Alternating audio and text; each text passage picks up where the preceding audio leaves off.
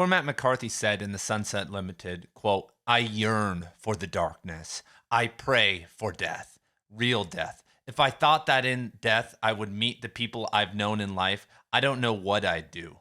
That would be the ultimate horror, the ultimate despair. If I had to meet my mother again and start all of that over, only this time without the prospect of death to look forward to, well, that would be the final nightmare." Cormac McCarthy fans, welcome to a deep dive on Cormac McCarthy's views on death. Today, I'm going to be pulling from all 12 of McCarthy's novels where he discusses death and dying a bunch. And of course, we have to be joined by our friendly neighborhood Christians because we are going to be testing our faith today and seeing if our vision of death aligns with Cormac McCarthy. And if you guys don't already know, this is the only channel on YouTube that has a massive library of Cormac McCarthy related content. There are so many rabbit holes that I've already gone down and I will continue to go down over the next couple decades. So if you are interested, subscribe. And now let's hear from Cormac McCarthy in Stella Maris. This is Alicia speaking in Stella Maris. Quote, "Contemplating death is supposed to have a certain philosophical value, palliative even. Trivial to say, I suppose, but the best way to die well is to live well. To die for another would give your death meaning, ignoring for the time being the fact that the other is going to die anyway." And in Stella Maris, we get a ton of contemplation of death. And I think part of this is because McCarthy started to really work hard on Stella Maris in 2013 when he finished The Passenger and The Counselor. And so those last years of his life from ages 81 to 89 were spent working on Stella Maris. And for someone who I think lived a very full life and experienced so many different highs and lows, slowing down and becoming old has to be very hard.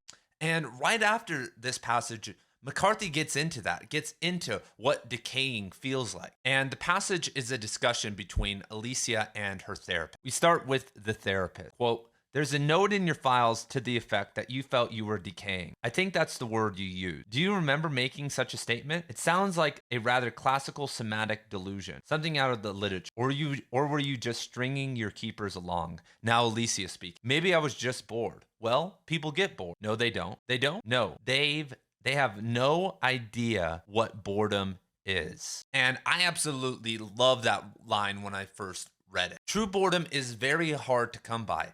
And a prodigal character like Alicia can experience that. But I think Cormac is speaking about himself here also because he lived this very full life. He had, as quoting him, every hobby that you could have. He ascended the artistic height and everything that came with that. Fame, having access to women, to money. He went and studied science with some of the greatest minds in the world. He traveled the world. And at what point does it all just get kind of boring? McCarthy may not even believe in the concept of death, which is super cool to contemplate because obviously McCarthy isn't a Christian. In his recent interview with Lawrence Krauss, he called himself mostly a materialist. Materialist meaning that he doesn't really believe that much outside of matter. But it's interesting because he said mostly a materialist. And I think that wiggle room really isn't about the afterlife, but things relating to nature, more of the beauty there. So now let's hear Alicia once again talking about the philosophy of death. Quote, "If you don't know what life is, and you don't, then I'm not sure how you would characterize the absence of it. I suppose we think that we know where we are, but that is obviously absurd. To die is difficult. But to die without knowing where it is that you have been." And that's the end of the quote. She then literally stops and goes and starts talking about other things. And that's one of the axiomatic notions that McCarthy really started to get into post Blood Meridian, that we have no idea our purpose here on Earth. And this is obviously because in 1981, he started hanging out with some of the best physicists and scientific thinkers in the world, and that kind of bled into his prose and his, outlook on life. But what Alicia, I think, is trying to say here at the end of the statement, to die without knowing where it is that you have been, is a pretty crazy thing. And this is obviously why I think, I'm ready for the rage in the chat, that people turn to religion. And that's why there's a rise of religious revivalism and nationalism across the world right now, because people are very confused and obfuscated about the mystery of life. And the only way that you can come to terms with the mystery of life is through individuation, is through going out, not just in the world, but in nature and into your own consciousness. And then you can find a sense of solace and peace there. And from what it sounds like, McCarthy died in his sleep. He died at his house. So, either he died in his sleep or something of sorts happened like that. And McCarthy actually has a quote about people who are like dying in their last moments in Stella Maris. Starting quote, "You are pretty much obliged to reckon that at the last suspiration, the dying become not only acceptant of death, but dedicated to it. That there must be some epiphany that makes it possible for even the dullest and most deluded of us to accept not only what is unacceptable but unimaginable, absolute terminus of the world, which will not wonder even for the briefest second what might have become of us." And boom, McCarthy once again is just throwing out bangers with these quotes. It is very hard for us. And speaking of McCarthy, Cormac McCarthy just died, and I think that was the greatest living novelist. He deserves a place in the American canon for sure. And some of his books maybe can find their way into the Western canon, which doesn't exist and has been canceled. But at some level, if we move far enough in time, Cormac McCarthy won't be remembered at all. This great novelist who we all love and adore, and you and I won't even maybe have an imprint in reality other than in some weird AI's brain. And at some point, when the human race and species ceases to exist, the world isn't going to be reflecting on us and these things because it's not intelligent in that manner. McCarthy said when he was talking with Lawrence Krauss in his recent interview that if humans didn't exist, math wouldn't exist. And he was saying that math is a human invention. Math is an axiomatic part of reality, which that is a whole other rabbit hole to go down. But the fatalism and indifference that McCarthy brings works, like I said, especially the ones from the last 30 years, is very intense to grapple and contemplate. But McCarthy always contrasts this. A lot of his characters have a glimmer of hope. At the end of The Passenger, Bobby is, going through these very deep mythical journeys through his mind and soul, but there is optimism at the end. At the end of the Border trilogy, there's optimism. There's obviously like the cliche, carry the fire from the road. And when I confront like very dark material like this, I use it to activate myself. Because if the world is void of purpose and doesn't care, then it's really up to me to find and create that purpose. And that is a hard challenge. That is harder than making it into the NFL or being some amazing novelist. And this also kind of coincides with a big turn in McCarthy's life. And he kind of got into this type of writing is when he got with his third wife. And his third wife was, McCarthy was around 60 and she was around in her mid-20s when they got together and got married. But when an older man who came from a very religious background marries, a younger, more flowery woman, from what I can tell, that's what it's like, just judging photos, then there is a sort of second sexual and artistic awakening within. And especially because he ended up having a son with her. And so that whole era of McCarthy, I think, really made him start to contemplate death because he has a wife that is not going to be anywhere close to death when he dies. And he's going to have a son who I think in his early to mid 20s now when he dies. Even if he makes it to 90 like he did, he's going to leave his son very early in his life. And his son never really saw that potent of a version of him, only one in his 70s, 80s, and 80s. And as we know, the road was, as he's told multiple people, about fatherhood. So this contemplation of love, fatherhood, death, and kind of the peak of his scientific thinking all come together in a very interesting way. But it isn't indifferent. The world is indifferent, but McCarthy is showing us these glimmers of hope. And where did McCarthy really start to grapple with death in his own life? Obviously, he was living out in Tennessee and into biology and spending just endless amount of time in nature. And so you see death and start to contemplate it in that manner. And he went to a Catholic school. And so death was surrounding him. But I really think philosophically, death in a larger sense and more of a metaphorical sense really underlies all of his novels. And that death, metaphorical death, is the death of the old world, of the old civilization because of the oncoming technology virus. And in The Orchard Keeper, McCarthy says, "They are gone now, fled, banished in death or exile, lost, undone. Over the land, sun, and wind still move to burn and sway the trees, the grass. No avatar, no scion, no vestige of that people remain. On the lips of the strange race that now dwells there, their names are myth, legend, dust." And McCarthy has a ton of trauma when it comes to all this because his father was the one that removed a ton of multi-generational farmers and people from their land and Appalachia. And no one wants to be the son of the guy that's doing that, a jerk. You have to go to school and you know people. And your dad was the one who came in with the legal law book and said, your family's been living here for 150 years, but we have, they didn't have the right deed or the right contract, or we're throwing them out and they're going to have to go live somewhere else because we want to build a dam here. And McCarthy was also very good friends with Edward Abbey, who was really into radical anarchist environmentalism later in McCarthy's life. But I think there was a psychological part of McCarthy that wanted to be able to stop that death. In The Orchard Keeper, and I'm not really going to spoil anything here, try to keep this as spoiler free as possible. The opening prologue starts with three men and they're trying to cut down a tree, but then they hit iron and they look and there was a part of a fence, an iron part of a fence had grown up through the tree. And obviously that's a metaphor to what society had done, that we've reached a point where we have invaded nature and there is no haven from technology and civilization more. And we see something very similar happening at the end of Blood Meridian. In the epilogue Blood Meridian, this really isn't a spoiler, a group of people are either laying railroad tracks or telephone poles or something of that nature in the Southwest. And this is basically the death of the Wild West. Fences growing in trees is the death of a very rich Southern culture in Knoxville that informs McCarthy's whole philosophical and personality. And so moving forward in McCarthy's life, he had to deal with the death of his relationship and with the relationship between his first wife and his child. And this made him write Outer Dark. And this actually sent him into a depression. Even though I was talking about yesterday how McCarthy made this, very big choice to basically tell his wife to work two jobs, he was very sentimental about these things. We think of McCarthy as this astute,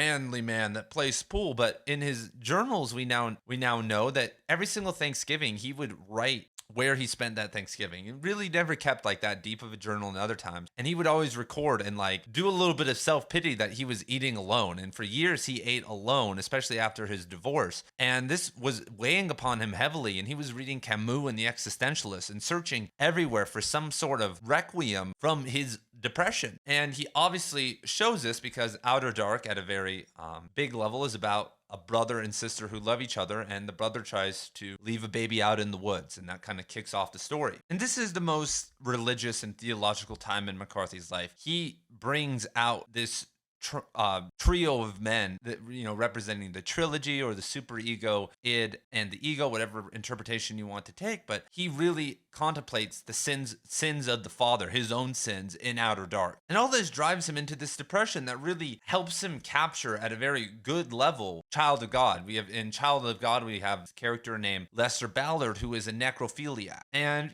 today with all of our new horror movies and everything going on, a story about a necrophiliac isn't anything crazy, but Child of God was published in 1973, and that was 5 years before Ted Bundy got arrested. I mean, this hadn't really entered public consciousness as much as you think it would. So McCarthy was being very dark and very weird with this work. And McCarthy ties a lot of this together, a lot of the things we were talking about in regards to death in Suttree, especially, which is a Southern masterpiece, where he kind of shows the best parts of the first three Southern novels. And a quote from Suttree goes as, quote, "How surely are the dead beyond dead. Death is what the living carry with, a state of dread, like some uncanny foretaste of a bitter memory. But the dead do not remember, and nothingness is not a curse. Far from it." And Suttree is really interesting because death is happening all around Cornelius Suttree throughout the entire novel. I mean, people that he loves or knows are going down. And at the start of the novel, we have, once again, what I feel like is an allegorical depiction to his own life when he goes and visits his ex-wife and he attends, this is Suttree, the funeral of their son. And McCarthy's wife moved to Wyoming with their son, and he really didn't get to see them very much until that child was an adult. And I'm sure he saw them a couple of times, but that must have just been very weird, having to go and see them, because in Suttree, the family is there and everyone's really mad at him for leaving and being a jerk and yada, yada, yada, and almost blaming him for some of the problem. And at the end of that sequence, the character who just kind of takes it all on the chin, gets back to his nearest hometown and just ends the chapter weeping like a crazy man on the side of the road. Also, with this novel, McCarthy is dealing with the death of this era of his life because in 1973 he finishes Child of God and he tries to start writing Suttree. And Suttree was actually the first book that he ever started to try and write, I think, in 1958 for The Orchard Keeper. And by 1961 he had assembled over 800 pages of of a first draft, which is basically the entire novel. Suttree actually had to get cut a ton. I wish if you go look at like the archives, there's hundreds of pages that kind of random are in Suttree. But after 15 years or so of working on it, McCarthy couldn't get the breakthrough he wanted with the novel. So he ended up realizing, and I guess deciding, that his second wife and where he was living was holding him back, that he could no longer be in Tennessee. That's not where his heart was, and that he needed to break free. So he took her out on her birthday to a really nice dinner, and he left her and he moved to Tucson and eventually relocated in El Paso and started toward the Southwest. But he was starting to play with Blood Meridian and research this big grand Western and start to kind of write it. But he also really, at this time in El Paso in the West, cemented Suttree into what it is now, because there's a massive difference between pre-El Paso Suttree and post-El Paso Suttree. And so what Suttree represents, at least to McCarthy, is the death of this era of his life and leaving his his familial family behind and all these friends that he had, because he was a pretty popular person. He had this very big social. He just moves to live in a small house alone in El Paso in poverty. And that's kind of one of the changes we see in the drafts, is that McCarthy makes Suttree more isolated. At the end of the novel, we see him leave Knoxville, and like a lot of that nostalgic type writing and stuff really gets added at the end in the El Paso era. The novel somewhat began as like just a conglomeration of stories, big hoorah of stories, and like Suttree really isn't seeking anything. But then at the end, Suttree is starting to individuate more, even though there really is no plot. That's kind of the plot, that eventually he's moving away from kind of all this craziness to his own journey in life. And in Suttree is where we see McCarthy's kind of classic darkness that a lot of us know, especially if you've read Blood Meridian and the Border Trilogy, The Road and whatnot, come out. And here is the quote, "What do you believe? I believe that the last and the first suffer equal, pari passu. Equally, it is not alone in the dark of death that all souls are one soul. Of what would you repent? Nothing. Nothing? One thing. Spoke with bitterness about my life, and I said that I would take my own part against the slander of oblivion, and against a monstrousness faceless, and that I would stand a stone in the very void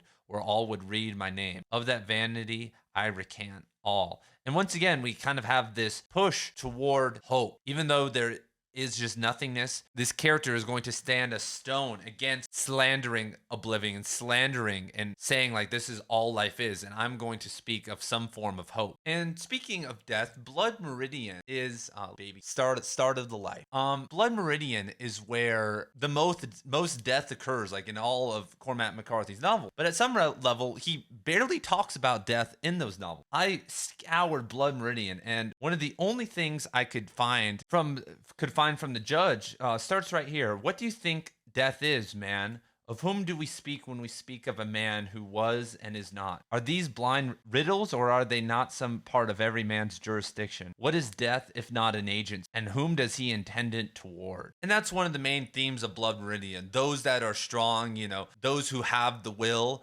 have the agents. And the forthcoming death gives us that agency, that drive, the knowledge of death. Maybe makes us, as Ernest Becker would say, deny it, and drives us to the moral overthrows we see, the Judge, the Kid, and the Glanton gang doing. My favorite Death McCarthy era is the Border Trilogy, especially in The Crossing, because there isn't a Cormac McCarthy book, maybe The Passenger could do it, that can make me cry. But The Crossing, and spoilers starting now, with the death of the wolf and the death of Boyd and Billy mourning and longing for Boyd and for this different world and dealing with all the problems that he's created, is absolutely immense. And in The Crossing, McCarthy says, quote, "It was the nature of his profession that his experience with death should be greater than for most. And he said that while it was true that time heals bereavement, it does so only at the cost of the slow extinction of those loved ones from the heart's memory, which is the sole place of their abode from then or now. Faces fade,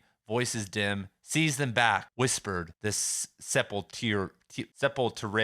Speak with them, call their names, do this and do not let sorrow die, for it is the sweetening of every gift." And this is as sad boy as you can get at some level, but it is true. I was once told this about about going too deep into like pranayama and meditation and yoga.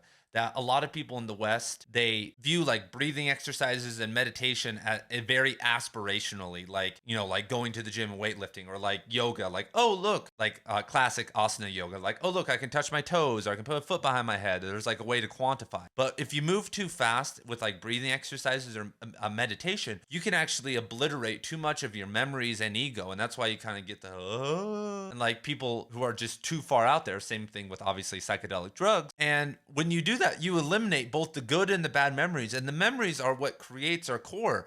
I always say that eliminating the ego is a terrible idea because you should be building and modifying your ego. A person who has a great ego is a good person to be around. Ego just means the collective aspects of your personality. And a lot of us don't call back the dead. And that's a way that we can do it. You can speak their name. You can try and resurrect their memory. What do you guys think altars and gravestones and all these things are for? They are attempting to bring life back to whatever memories and feelings we had with that person to help give us whatever connection we can find. And this character is saying that sorrow is the sweetening of every gift, that sorrow is actually very important. And we talked about this before, but on this channel, that longing is the most important aspect of human consciousness. We've lost that now. And a big aspect of longing is sorrow, longing for the dead and for things that have been lost or can't be had. And at this point in his career, McCarthy also gets very into dream contemplation of these, and really fills out these dream sequences. Like in The Crossing, Billy is having these dreams of